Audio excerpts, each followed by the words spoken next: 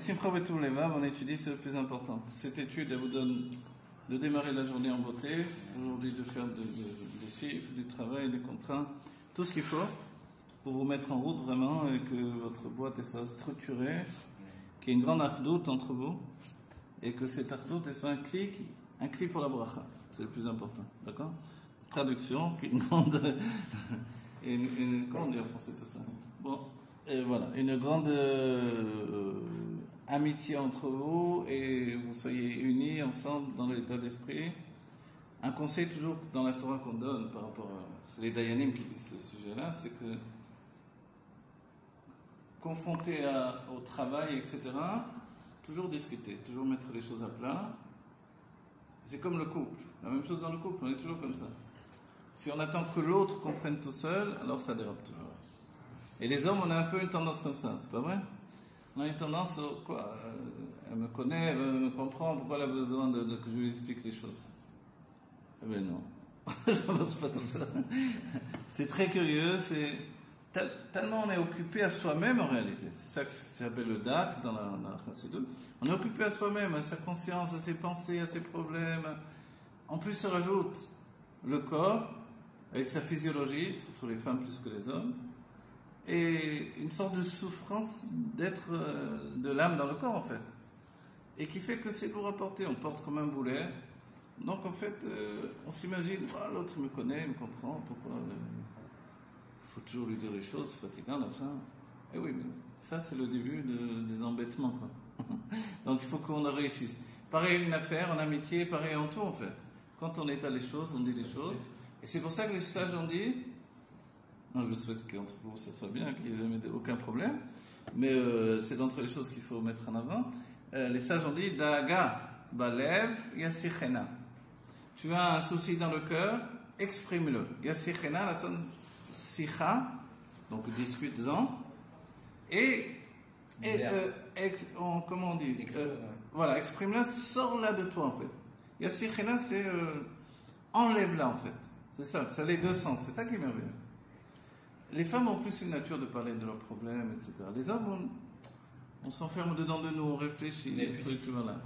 On est pudique, et puis on a une sorte de huis clos naturel qui se fait entre nous, qui fait qu'on ne discute pas. Mais non, les sages ont dit ça. Et même dans la Chassidut, où on parle de mashpia, c'est-à-dire d'aller voir un mashpia, un rav, taselecha rav, il y a deux notions là-dedans. Rav, c'est celui qui va te dire la halakha. Et là, bon, tu demandes, c'est pas trop à discuter avec lui. Il te dit blanc, noir, kasher, tamé, moutar, asso, voilà. Et puis, il y a le mashpia. Mashpia, c'est un rav qui est un conseiller, en fait.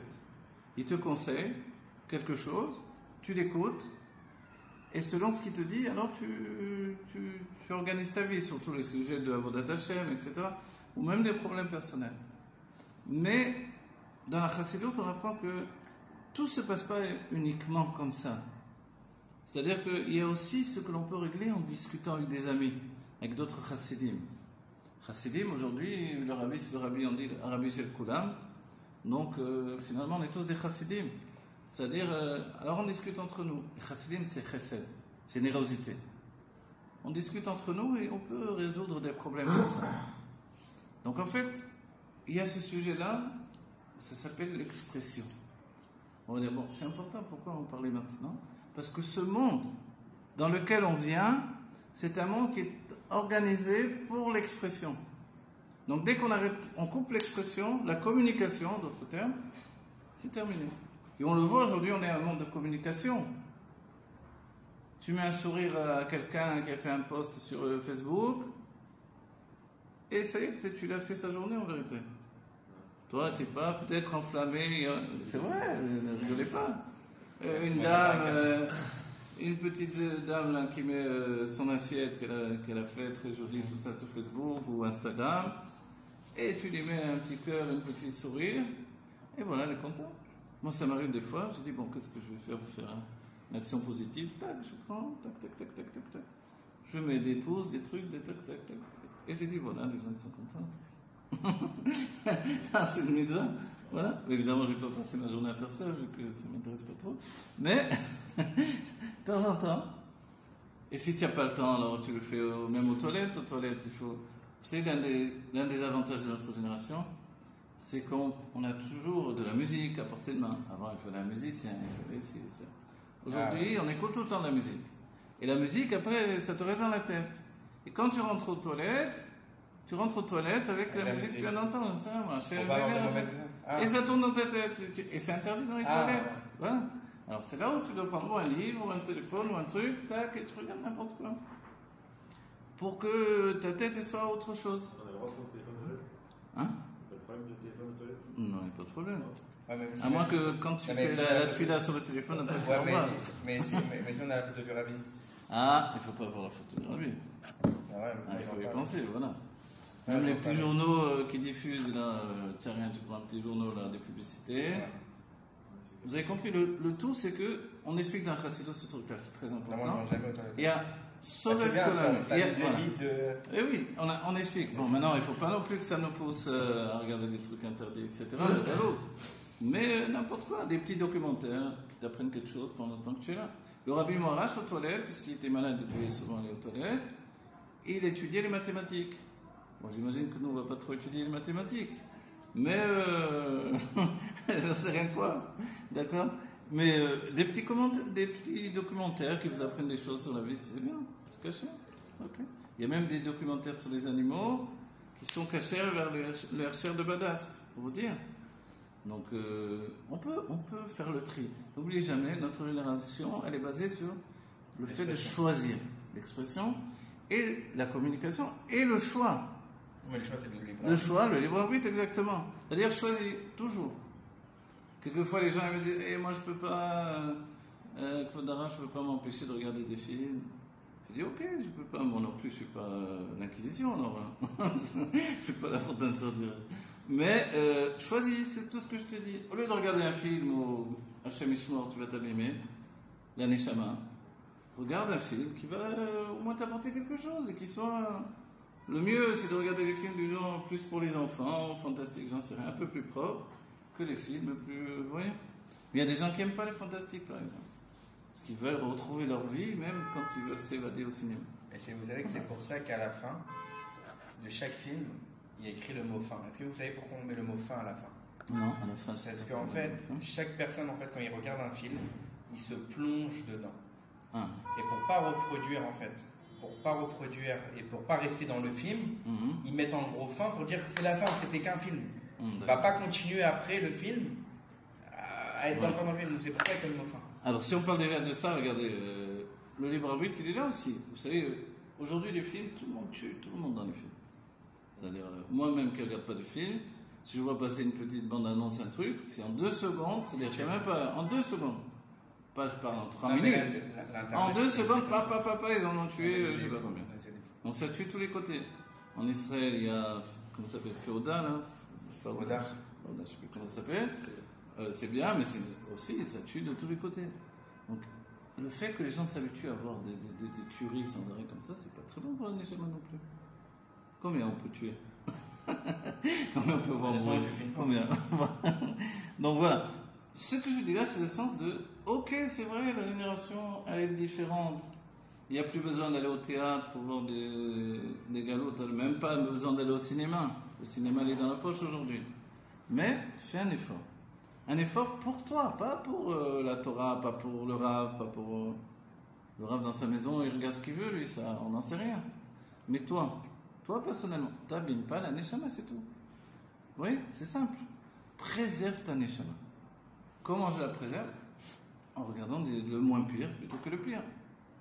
Oui. Et ça, c'est une recherche de tout, dans la vie. Dans la vie, on doit chercher ce qui s'appelle Klipad Noga. Qu'est-ce que Klipad Noga? C'est le Tanya. Le Tanya nous dit qu'il y a les Shalosh Klipot Atmeot, les 3 écorces d'impureté. Des Klipot. Klipot, ce que ça veut dire? Ça veut dire que c'est quelque chose qu'on ne peut pas reconvertir dans le bien. C'est pas un objet. Tu vas prendre un lion, tu peux pas, si tu mets de la sauce ou du ketchup badat, les madrines, etc., il va pas devenir cachère pour autant. Donc, ni tu peux tirer de la force de ce lion que tu as mangé, je dis un lion pour pas dire autre chose, n'importe quoi d'autre, alors tu vas pas tirer de la force pour le service de Dieu. Alors qu'est-ce que tu fais? Mais ne mange pas de lion, mange de la vache. D'accord? Et ça, tu peux en tirer la force. Ça s'appelle Klipat Noga. Klipat Noga, c'est-à-dire qu'il y a une situation où ça peut aller dans le bien ou dans le mal. Si tu es dans ce stade-là, c'est bon. Les habits que l'on s'achète, s'ils sont Cherche Klipat Atmeot, c'est que tout ce qu'il y a sur les habits, ça peut aller que dans les forces du mal. Je me rappelle des fois, en faisant mes fsaïm, tu mets les tuilines à juif, et tant que tu es occupé, tu ne vois pas, tu attends. Après, quand il fait son chemin Israël, j'attends, donc je regarde. Là, je vois un pull avec des horreurs sur son pull, quoi. Des trucs, vraiment, des têtes de mort, des trucs. Alors, si tu vas acheter ça, tu ne vas pas dire que ça, c'est bien pour le service de Dieu. Non, c'est pas bien. Ça, évidemment, ça vient des forces du mal. Donc voilà, aujourd'hui, même si on a des marques de partout dans tout ce qu'on porte, c'est pas pour autant que c'est mal. Donc ça peut être Klipat Noga. La même chose la musique. La musique qui est neutre ou qui a des paroles qui ne sont pas pour la Vodazara, c'est-à-dire l'idolâtrie comme les trucs des églises, etc. Parce que les gens plus raffinés veulent écouter de la musique classique. Bravo. Mais dans la musique classique, il peut y avoir aussi des musiques d'église. Bach, je sais plus comment on dit, et Mozart, c'est des compositeurs extraordinaires, mais ils ont fait pour l'église aussi. Alors il faut choisir sans arrêt. Vous dire, attends, c'est fatigant ce monde, il faut tout le temps choisir. Je croyais que tu voulais un libre arbitre. On te le donne, utilise-le. Même si au bout du compte c'est qu'une sensation, mais cette sensation elle est importante, tu vois que tu as la shlita, tu as dans tes mains la possibilité de choisir pour le bien. On choisit pour le bien. Natati lechan, je t'ai donné et ta chaim et ta mavet, et ta tov et ta ra, bacharta bachaim. Je t'ai donné la vie et la mort, le bien et le mal, et tu choisiras la vie. Donc quand la Torah nous dit tu choisiras la vie, la première chose qu'on se dit, mais attends, évidemment je choisirai la vie. Même le plus grand bandit ne veut pas qu'on le tue. Il aime bien tuer, mais il ne veut pas qu'on le tue. Alors bien sûr qu'on choisira la vie. Non, la vie, c'est pas vivre une vie où tu tues du matin au soir. Et tuer, il y a plusieurs manières. Vexer des gens, leur faire honte, leur faire des ennuis, ne pas être sérieux, ne pas ci, ne pas là, etc. Ça, c'est la mort. Qu'est-ce que la vie? La vie, c'est se diriger vers le bien, la lumière, et être quelqu'un qui fait des bons choix. Même si on chute, parce que dans notre génération, on chute beaucoup. Ok, on se relève, on fait les bons choix, on avance. Vous voyez? Moi, des fois, je donne une image dans les cours, c'est... Vous avez plein de soldats sur le champ de bataille. On a vu ces vieux films de guerre ou ces trucs comme ça. Paf, il y en a un qui tombe à droite, à gauche, etc. Et il y en a quelques-uns qui arrivent jusqu'au bout et ils remportent la guerre. Ou la bataille. Mais nous, on est en fait ceux qui tombent et ceux qui continuent, c'est nous. Parce qu'on n'en a qu'un soldat, c'est nous. Mais en fait, notre personnalité est tellement schizophrénique, on va dire, puisqu'on a une âme animale et une âme divine qui sont en lutte constamment. En plus vient un Yetzerara qui est en fait un démon qui rentre en nous, sans arrêt. Donc en fait, ça s'appelle Shindalet, qui est un Shindalet, donc un démon qui est en relation avec les Yehudis. Et si on est trop proche du monde égoïme, en regardant trop le monde égoïme, en étant trop dans leur mentalité, on peut recevoir un démon qui vient du monde égoïme. Donc à nous de choisir. Donc déjà on peut limiter, rester dans le monde du juif, en essayant de faire que notre vie soit cachère dans la nourriture, dans la vision, dans l'habillement, dans tout. D'avoir une certaine sniout, dans tout. Même les hommes, il y a une notion de sniout. Donc en fait, tout ça pour avancer, pour être un cri de plus en plus positif pour recevoir la bracha de Dieu. Quand on voit par rapport à Torah et Mitzvot, on dit que le Gan Eden, il nous donne la récompense par rapport à la Torah qu'on a étudiée dans ce monde. Mais l'époque de Triat HaMetim, l'époque de la résurrection des morts, elle va nous donner la récompense par rapport aux mitzvot qu'on a fait. Donc Triat HaMetim, c'est en relation avec tous les juifs, parce que tous les juifs font des mitzvot. Qu'est-ce qu'une mitzvah? Sourire à un autre juif. C'est la mitzvah de Ahavat Israël.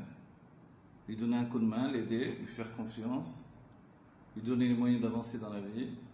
On dit de trouver un travail à un autre juif, c'est plus important, plus élevé que de lui donner la tzedaka. C'est comme ils disent pour la pêche. Mieux lui apprendre à pêcher que lui donner le poisson. Que lui donner le poisson. Bravo, c'est une belle image. Voilà. C'est dans. Je crois que c'est dans Marc. C'est beau ça. Ah, si, c'est vrai. Ouais, ouais. C'est dans la Torah.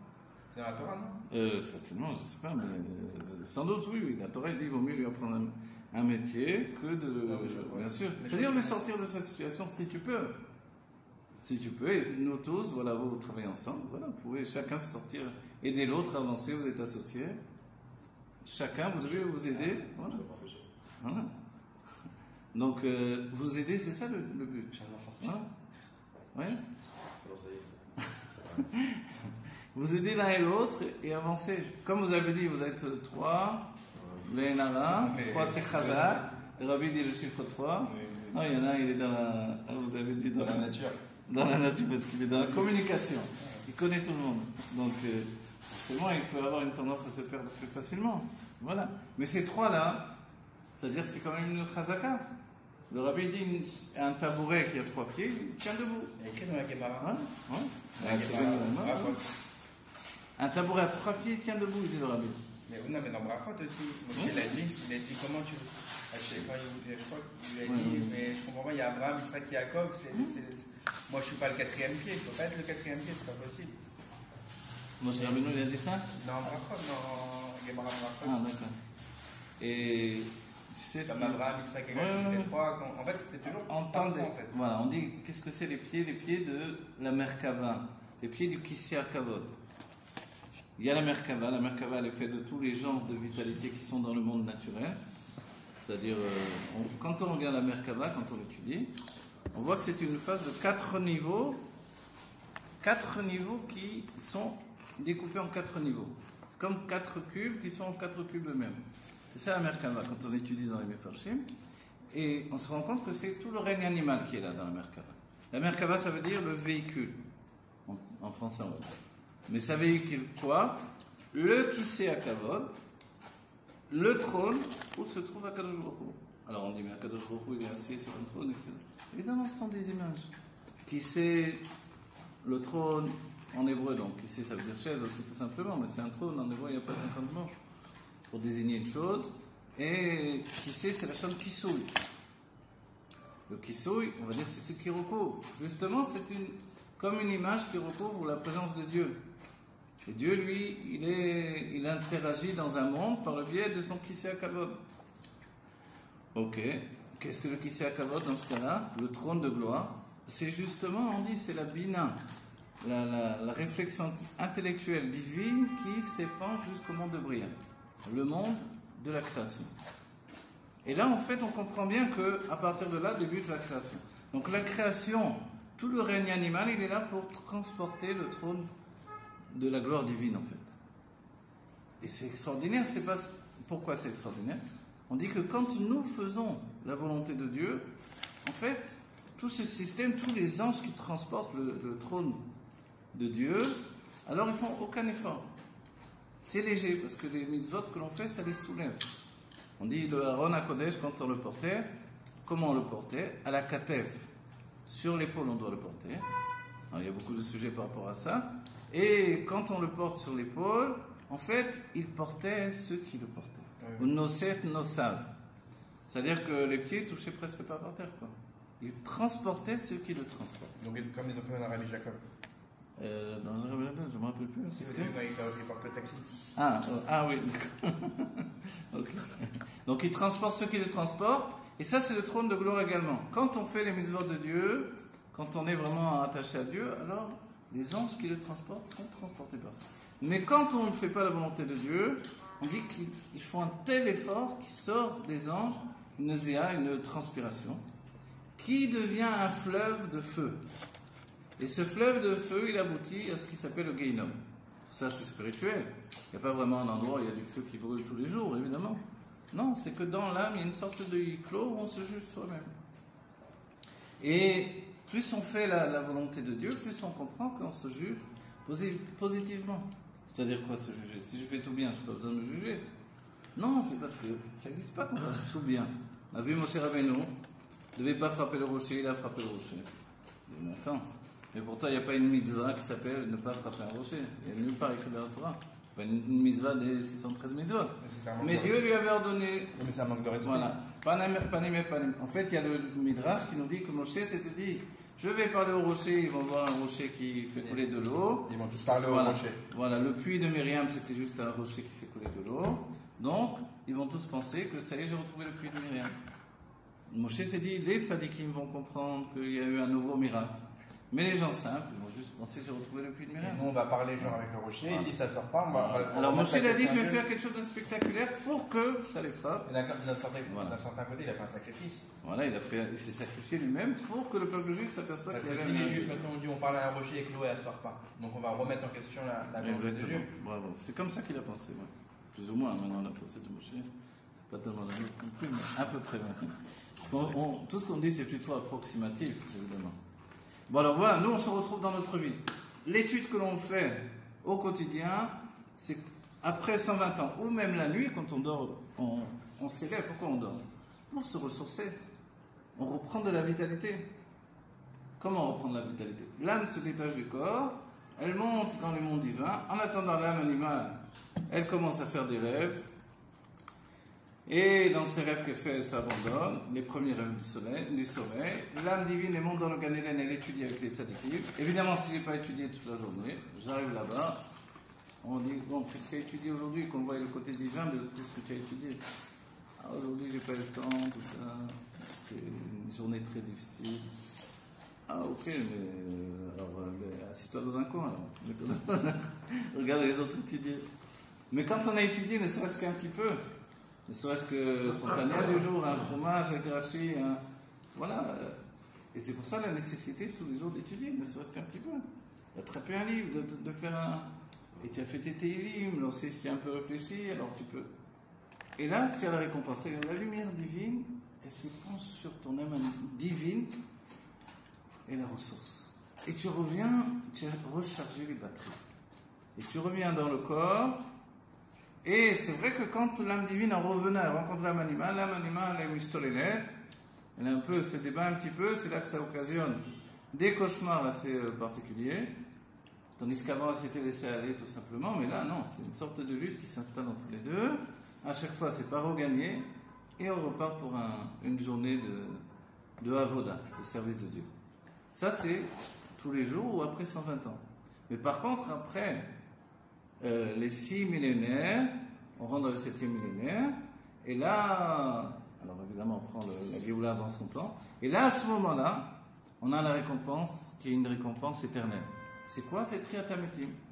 Le Beth Amikdash, le Mashiach, donc il construit le Beth Amikdash, il rassemble tous les exilés, quand on cite le Rambam, et puis ensuite, soit immédiatement, soit un petit laps de temps, alors il y a Triat HaMetim, la résurrection des morts.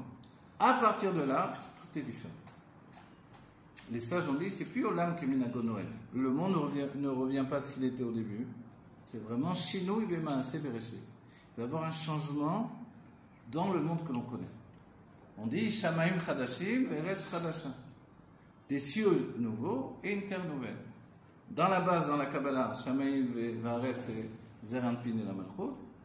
Mais ça veut dire pour nous des sentiments différents, des sentiments divins. Et une terre. La terre, c'est le corps tout à fait différent. Si bien que le corps va vitaliser l'âme dans la Géoula à un niveau, comment on dit en termes modernes, exponentiel. C'est-à-dire, c'est sans comparaison. Aujourd'hui, il faut que l'âme tire le corps sans arrêt vers elle, et le corps est plutôt lourd, il nous tire vers le bas. L'âme animale, elle se met au milieu, elle va du côté du corps, et l'âme divine, elle doit sans arrêt lutter au quotidien, mais on a quand même une aide. Vous savez, c'est quoi l'aide? Ergel Nasta Teva.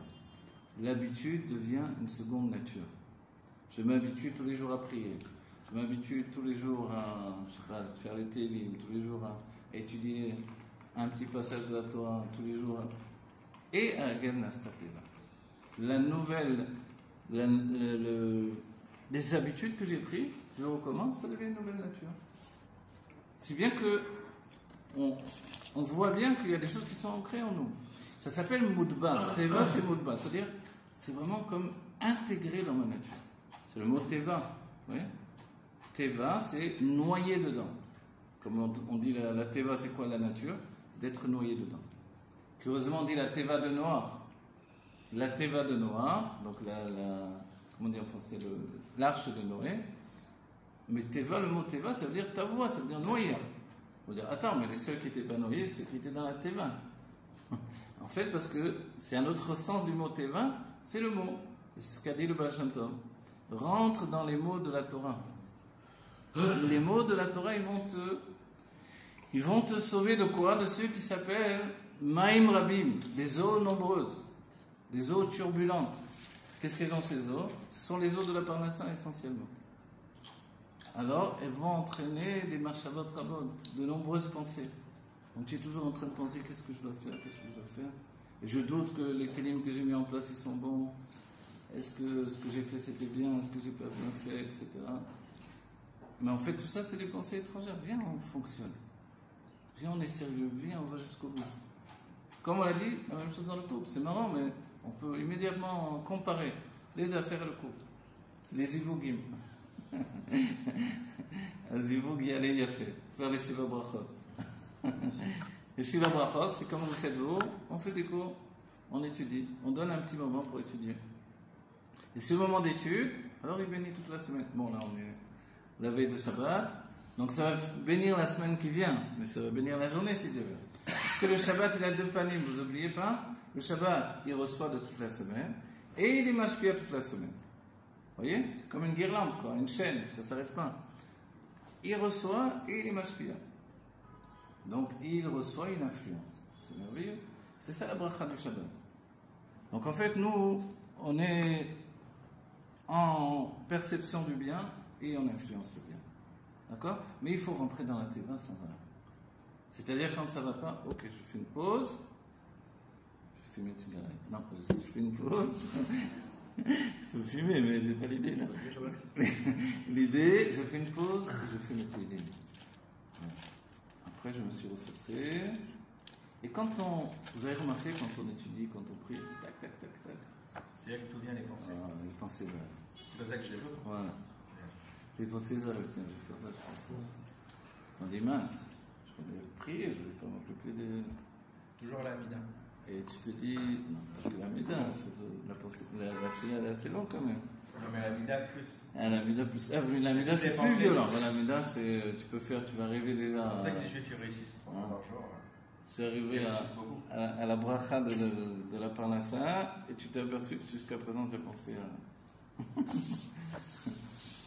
Donc en fait, c'est ça. C'est ça qui est extraordinaire. Le juif, pourquoi il a une valeur magnifique, extraordinaire? C'est parce que c'est difficile. Ah oui. C'est difficile d'être un homme, mais c'est encore plus difficile d'être juif. D'être un homme, c'est un truc de fou, mais être un juif, alors là, tu as perdu d'avance, quoi. Il y en a beaucoup qui sont jalouses. C'est vrai que les jalouses, consciemment ou inconsciemment. Oui, bien sûr. Toute la haine contre le juif est devenue de ça. Mais d'où vient la tzlacha du juif? Pourquoi le juif réussit? Parce qu'il véhicule en fait des forces infinies avec une matière limitée. Et que Dieu lui a donné un don de pouvoir réunir les deux. Et c'est ça. Réunir les deux, c'est de faire cette fusion entre l'infini et la limite. Bon, je ne sais pas combien de temps je vais vous prendre. Dites-moi si je m'arrête, si je continue. Encore 5-10 minutes. Voilà, 5-10 minutes. Vous voyez, on est parachat Ekev. Ekev, voilà, on dit Ekev, ça a plusieurs sens. Voilà, dans l'hébreu de la Torah, Ekev, c'est tout de suite le talon. En hébreu plus moderne, on dit Akev le talon. Donc Ekev, Akev, c'est juste une différence de prononciation. Ok. C'est quoi le Akev, le Ekev? Alors la Torah nous dit que ne sois pas celui qui repousse, c'est le pirouge du Rashi, les mitzvot, qui sont des petites mitzvot, tu dis non, je ne vais pas faire ça, je ne m'en occupe pas. Non, non, non, les mitzvot, tu fais tout ce qu'il faut. Tu n'es pas en train de dire ça c'est une plus grande mitzvah, ça c'est une moins grande mitzvah, etc. On ne peut pas savoir. Voilà, on ne peut pas savoir. Si bien que quelqu'un a eu la chutzpah de dire au Rabbi, mais Rabbi, vous vous occupez des 7 mitzvot de Bnei Noah, des enfants de Noé, donc les non-juifs. On n'a pas vu que les rabbins faisaient ça d'abord. Et ensuite, il y a des choses plus importantes, s'occuper des juifs, non? En plus de dire ça au Rabbi, franchement, c'est très. Est-ce qu'il y a un homme qui s'est occupé autant des juifs que le Rabbi? Et le Rabbi, il a dit, on peut être en. Qui me dit que ça, c'est cette mitzvah-là, parce que c'est à nous de le transmettre aux non-juifs, elle est plus importante que mettre les tefilines. C'est ça notre parole, de nous dire, attends, tu fais pas de différence. C'est-à-dire, tu as l'occasion, tu as un non-juif qui est devant toi, tu as l'occasion d'influencer, fais-le. Je me rappelle quand je suis arrivé sur le Rabbi,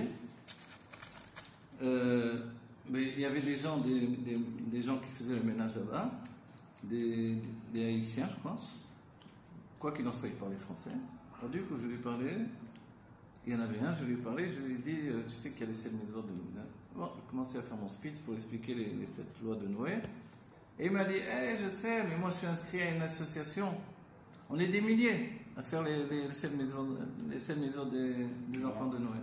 Des milliers. J'ai dit, bon, je ne savais même pas que ça existait un peu pareil. Donc en fait, ça s'est propagé, grâce à Dieu. Et c'est le souci que le Rabbi a eu de chaque homme. Pas juste des Juifs, mais de tous les hommes. Pour faire un monde meilleur, dans lequel les Juifs vont aussi habiter avec les autres. Et la Géoula, qu'est-ce que c'est? La Géoula, c'est qu'il va y avoir un roi pour toute l'humanité. Ce roi, c'est le roi Mashiach. Et toute l'humanité va accepter ce roi. Pourquoi? Parce qu'ils vont voir que c'est le seul et unique roi qui est porteur d'un esprit divin et qui sait prendre en compte tous les problèmes qui peuvent se présenter dans la vie. Et cette sagesse-là, avec Shlomo Améler, avec le roi Shlomo, on a eu un aperçu.